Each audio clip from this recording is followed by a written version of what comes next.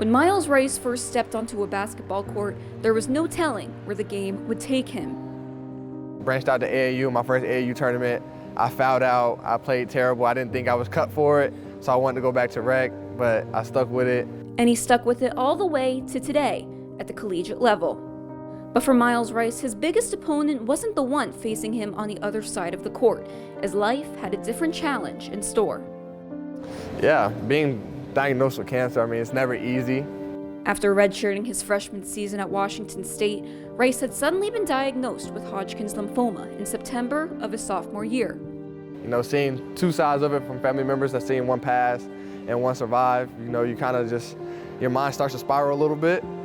But like I say, at the end of the day, God has a purpose for me. I'ma always fulfill my purpose that He has for me. At first when it happened, you know, you don't think it'll happen to someone that's close to you, but it happened to the strongest person that I knew.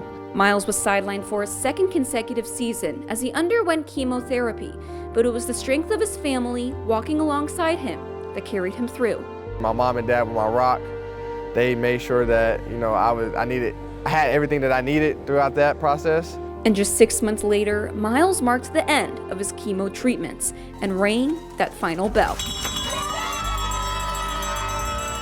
Just knowing that whatever comes my way, I can handle it because I went through something that dramatic, and like there's nothing that can really stop me if I just keep my mind right and I just keep pushing through each and every day. And like I said, there's nothing that can really stop me.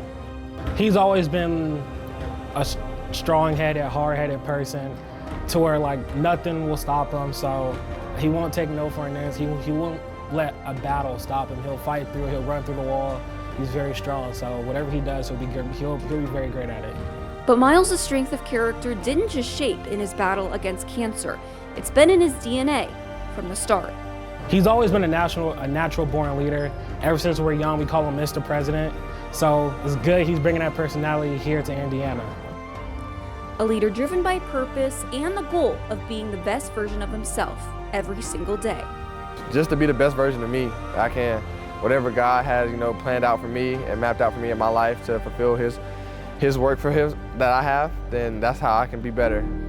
And through every battle, Myles' focus has remained the same, to not only lead, but to be one who inspires both on and off the court.